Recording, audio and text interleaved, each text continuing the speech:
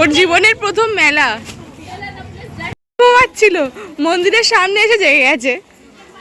এই তুই এতক্ষণ ঘুমাচ্ছিলিস? এই দেখ তুই মার ডাবটা খাচ্ছে।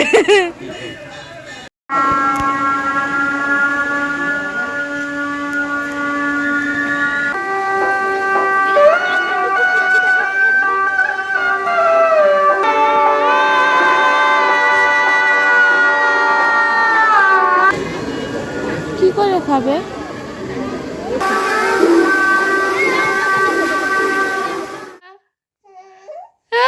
আমরা ঘুরতে যাব। Guys, welcome back to my channel. আশা করি তোমরা সবাই খুব ভালো আছো আর আমিও খুব ভালো আছি। আমরা সবাই ভালো আছি। তো একটু বের হব, এই প্রথমবার বাড়ি থেকে বের হচ্ছি, মানে সেরকমভাবে। তো পাশেই একটা মেলা হচ্ছে, তো ওখানে সবাই যাব, আমাদেরকে দেখাচ্ছি। বাবুকে রেডি করে নিয়েছি। আমি একটু তুলসী মাটি নিলাম, ওই মাটিটা নিয়ে আর কি ওর বাবুর মাথায় একটু দেব। তুলসী মাটি দিয়ে বাবুকে এখন বের করি, 6টা মাস তো ওটা দিয়েই আর কি বের করা হয়। আর বাচ্চাদেরটা যেমনটা আর কি একটু নজরটা লাগার জন্য। তারপর ঠাকুরের আশীর্বাদে থাকলো। আর এদিকে মাও রেডি হয়ে গেছে, তোমার দাদাভাই ওকে নিয়েছে কোলে করে। আর বাবা রেডি হয়ে গেছে। বাবা রেডি হয়ে, আর আমাদের বাবাদের যে ফ্ল্যাটটা না, ওদের মেন গেটটা সবাই যখন বের হয় তখন দিয়ে দেয়। আর বাইরের যেটা গ্রিল সেটা হচ্ছে রাত্রেবেলা দেওয়া হয়, যেটা গেট। তো এই যে প্রচুর রেডি হয়ে গেছে। আর ওকে আমি একটা টুপি পরিয়ে দিয়েছি, কারণ এই প্রথমবার বের হচ্ছে। আর বাইরে বেশ মানে ধুলো টুলো একটু আছে। আর একেবারে তো ঠান্ডা শেষ হয়ে যায়নি মানে বাচ্চাদের কাছে। আর এটা আমরা গেছিলাম সরস্বতী পূজার দিনে। তো সরস্বতী পূজা এবছর তো একদম গরম পড়েই গেছিলো, ঠান্ডা আর ছিল না। ও বের হতে না হতে ঘুমিয়ে পড়েছে। আর সোনা বাবা একটুখানি বাইরে এখন এমন হয়েছে, সারাক্ষণ বাইরে ঘুরবে, ঘরের মধ্যে আর থাকতে চায় না।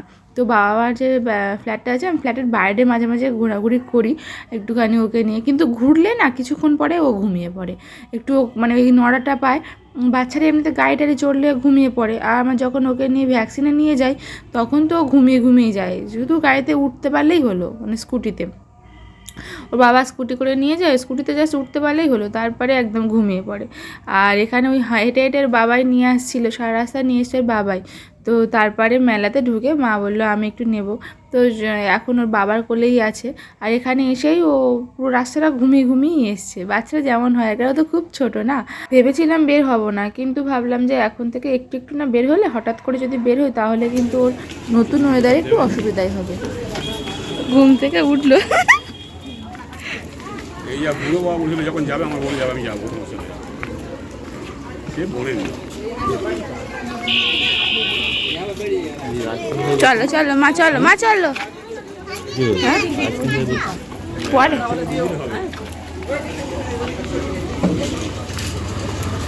এই জলের বোতল আনলে ভালো হতো।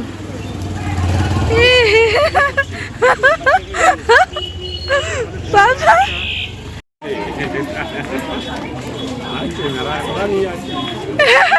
এই প্রথমবারের প্রথম মেলা, ওর জীবনের প্রথম মেলা।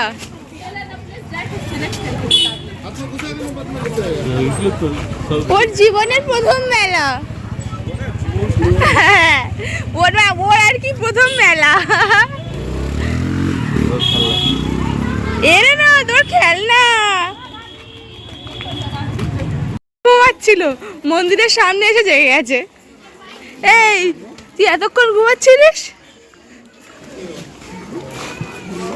মন্দিরের সামনে এসে ঠিক জেগে গেছে।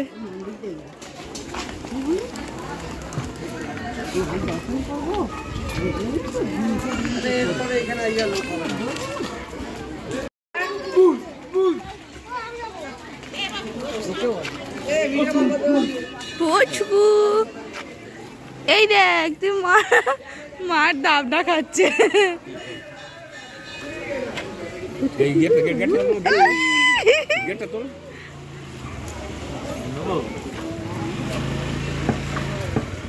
নাও তুমি নিলেই সুবিধা হবে।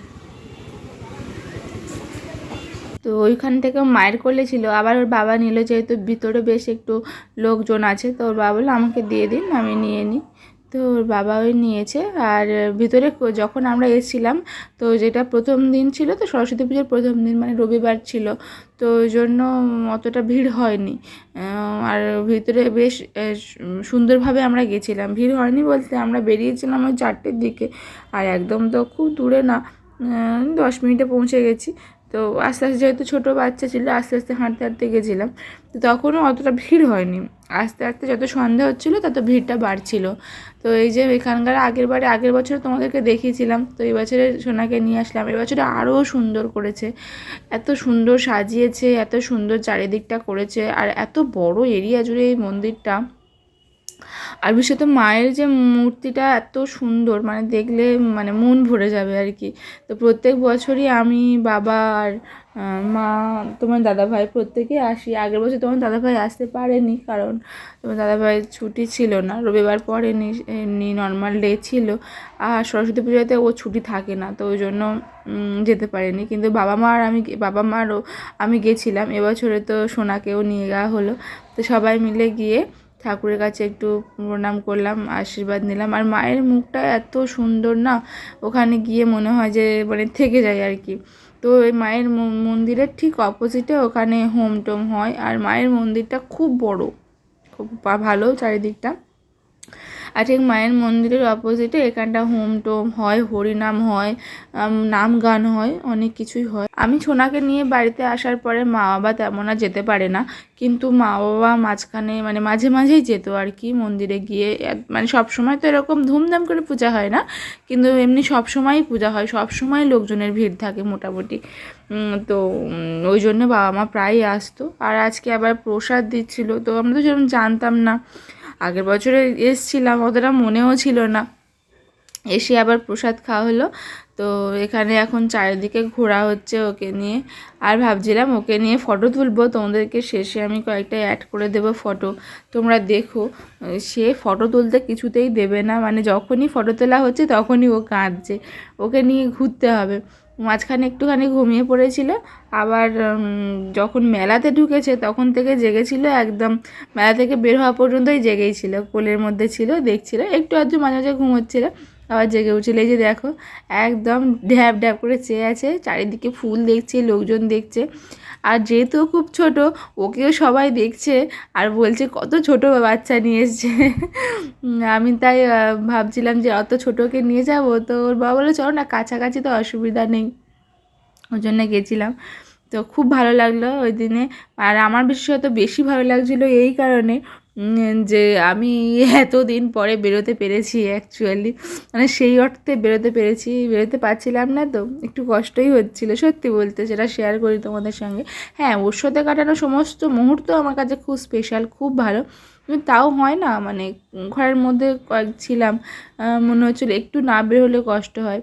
তো এই টুপিটা এখন এখানে এসে উল্টে দিয়েছে ওর বাবা, বলছে যে ও টুপিটা উল্টে দাও, টুপির ওই ক্যাপটা আছে না, ও চারিদিকে লোকজন দেখতে পাচ্ছে না। আর ছোট সোনার এখন অল্প অল্প একটু চোখ হয়েছে, ও কিন্তু সব দেখতে চায়, নতুন কারোর কাছে যেতে খুব একটা চায় না, কিন্তু সব কিছু দেখলে বেশ রং চঙের জিনিস দেখতেও ভালোবাসে।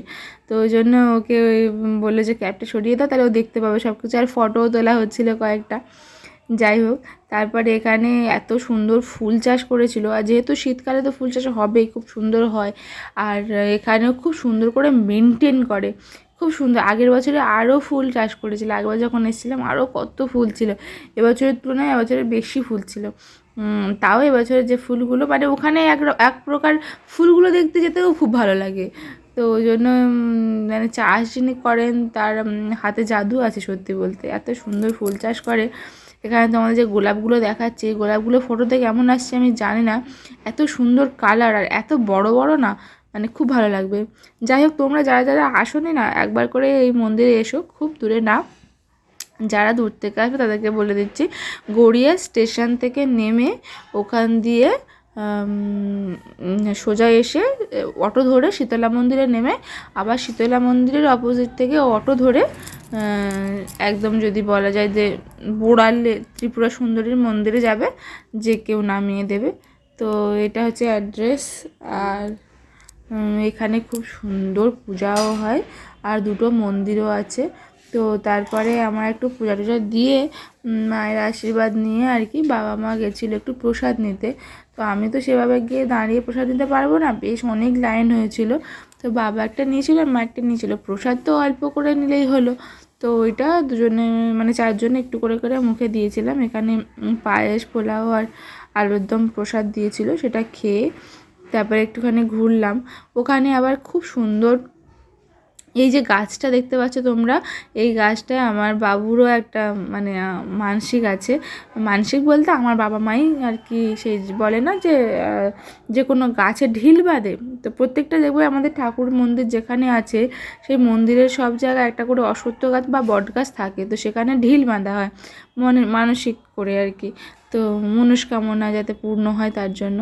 তো আমার বাবু হওয়ার আগে আমার মা বাবা বলে এসেছিলো যে বাবু হলে মানে যেই সন্তানই হোক তাকে নিয়ে পূজা দিতে আসবে। তো বাবু হয়েছে, বাবুকে নিয়ে এখন যেতে হবে ওইখানে মন্দিরে, মায়ের মন্দিরে গিয়ে পূজা দিতে হবে। তো ওখানে ঢিল বাঁধা ছিল। তো 6টা মাস হলে তারপরে বিভিন্ন জায়গায় আমাকে যেতে হবে। তো তখন তোমাদেরকে দেখাবো 6টা মাস পড়লে, 6টা মাস মানে 5 মাসটা কমপ্লিট হলে ওর আমরা অন্নপ্রাশনের ডেট যেটা দেখেছি 5.5 মাসে হবে, আগে থেকেই তোমাদের বলে দিলাম। তো ওই 5.5 মাসে হওয়ার জন্য 5 মাসটা কমপ্লিট হলে জাস্ট 6 মাসে পড়বে, তখন থেকেই ওই বড় কাছারি বদ্রীনাথ কয়েকটা জায়গায় যেতে হবে। তারপর বাকিগুলো সব ওই ওর অন্নপ্রাশনের পরে আমাদের যেতে হবে, কারণ আর টাইম পাবো না, তো ওই জন্যের পরে যেতে হবে। এদিকে মানে মন্দিরের ঠিক অপোজিটে একটা না গ্লাস হাউস টাইপের আছে, মানে কি বলবো আমি, ওটা গ্লাস হাউস বলবো না, মানে থিম আর কি, ওই যে ওটা ওখানে আবার সাদা সাদা ফুল দিয়ে খুব সুন্দর সাজিয়েছে। ওর অপোজিটে যেটা ওর পাশে যেটা দেখালাম সেটাও একটা মন্দির, তো সেটাও খুব সুন্দর। আর এটা হচ্ছে মেন মন্দির, মানে তোমরা সত্যি এসো, এত ভালো লাগবে ওখানে আসলে, মানে মন শান্তি। আর আমি শুনেওছি যে এখানে সমস্ত রকম কাজ হয়, মানে সমস্ত রকম কাজ হয় মায়ের কাছে।